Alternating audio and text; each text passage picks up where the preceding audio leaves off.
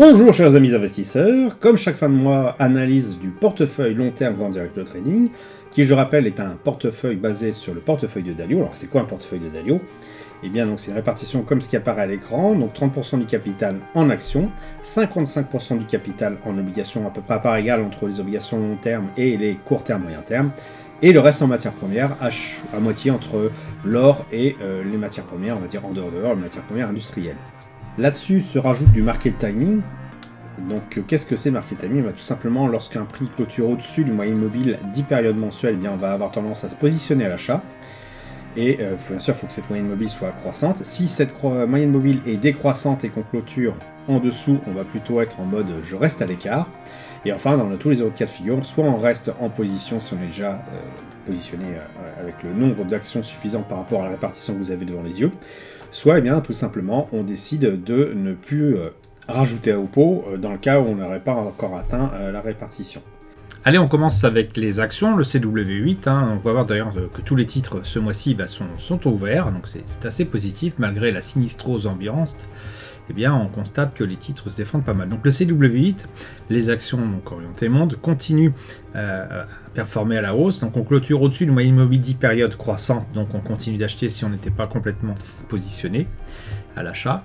Concernant les obligations, donc c'est là où ça devient intéressant. Donc on avait déjà vu le mois dernier, eh bien, que les obligations long terme, comme le MTH, avaient une tendance à se retourner à la hausse. Alors c'est vrai que si on regarde le RSI d'un point de vue purement analyse technique, on n'est pas encore dans des tendances extrêmement haussières. Quoi qu'il en soit, si on applique la stratégie à la lettre, quand on clôture au-dessus d'une moyenne mobile 10 périodes croissantes en mensuel, eh bien on a tout intérêt à accompagner le mouvement et mettre une pièce dans le jukebox pour acheter de manière à compléter la répartition qu'on a pu voir sur le portefeuille, donc les obligations de 55% du capital à part égale entre les obligations long terme et court terme moyen terme. Donc pour les long terme, voilà l'analyse. Pour ce qui est court terme moyen terme, donc avec le C73, plutôt orienté sur du 7-10 ans, et bien donc là c'est un petit peu plus, on sait depuis un mois en plus, puisque ça avait commencé une bougie avant, et on clôture effectivement au-dessus de moyenne mobile 10 périodes croissantes. Certes, le RSI toujours en dessous des 50.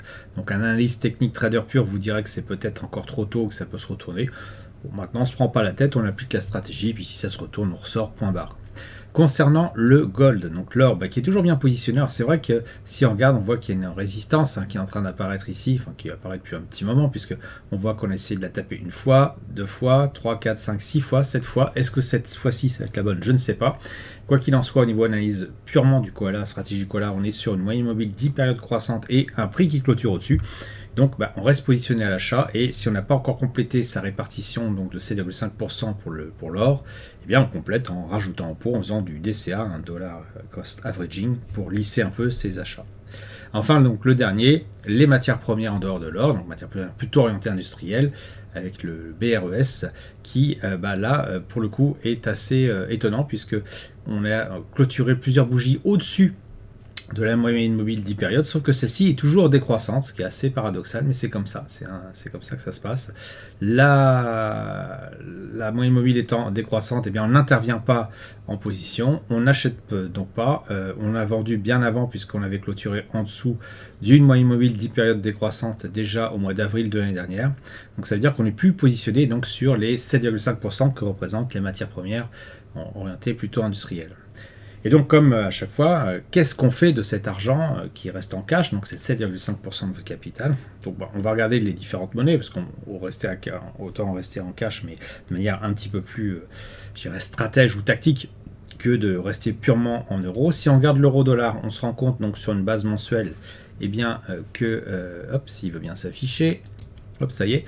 Donc, l'euro clôture en dessous, mais vraiment à la limite, en dessous d'une moyenne mobile 10 périodes décroissante, ce qui laisse à penser que acheter du dollar peut redevenir intéressant. C'est peut-être encore un petit peu jeune, mais il y a mieux, il y a l'euro CHF qui lui, de toute façon depuis un moment déjà, l'euro clôture en dessous de la moyenne mobile 10 périodes décroissantes par rapport au franc suisse, ce qui veut dire que techniquement le franc suisse clôture au-dessus de la moyenne mobile 10 périodes croissantes par rapport à l'euro, et donc c'est toujours intéressant d'être positionné en franc suisse par rapport à l'euro si vous devez garder un peu de cash, donc les fameux 7,5% correspondant à la part réservée aux matières premières industrielles. Voilà, j'espère que vous avez apprécié cette vidéo. Si c'est le cas, merci de laisser un pouce pour m'encourager à continuer. Abonnez-vous à la chaîne YouTube pour ne rater aucune nouvelle publication. Je vous dis merci et à bientôt sur le blog.